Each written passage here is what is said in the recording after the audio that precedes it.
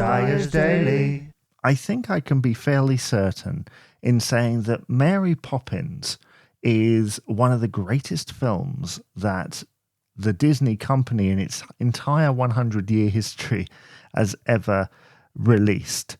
And as the film Saving Mr. Banks perhaps highlighted, P.L. Travers, the original writer for Mary Poppins, was not particularly pleased with the way in which it came out. But to millions of people across the world, The Adventures of Mary Poppins and Bert the Chimney Sweep are legendary, absolutely legendary, aren't they? There are some amazing sequences in this film, and in some ways, Julie Andrews at this point, she goes on to do Sound of Music, and those two roles, although she's done other things, those two roles kind of made Julie Andrews in my mind.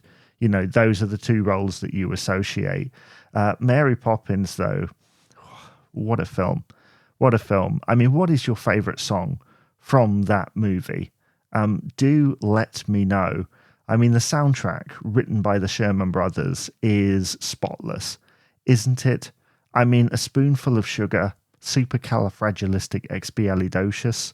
The list just goes on, absolutely on and on. Feed the Birds, Chim Chim Cheree, Step in Time, Let's Go Fly a Kite, which I was not always keen on that sequence, but do you know what? It's such a lovely film. And that Step in Time sequence with those chimney sweeps and Dick Van Dyke's awful accent, which meant that when he played an Englishman, seemingly, in Chitty Chitty Bang Bang, even though his father in that film is Lionel Jeffries, he speaks it with a pure American accent. And that is all because of Mary Poppins, or Mary Poppins, or whatever it was he said. But this film was award-winning, groundbreaking, and obviously the mixture of animation and live action as well was something that Disney had been trying to perfect for years. And there it kind of worked brilliantly. And they did it later on as well with Bedknobs and Broomsticks. But I always felt like that was almost like a poor imitation of Mary Poppins. But as we say, P.L. Travers wasn't best pleased with this adaptation, but I think millions of people can attest that this version, you can look at both versions, I think. I will certainly be going and reading the source material, because I was in a bookshop once and the owner was talking to somebody and they said, you should read Mary Poppins. And she said, no, I don't like the film.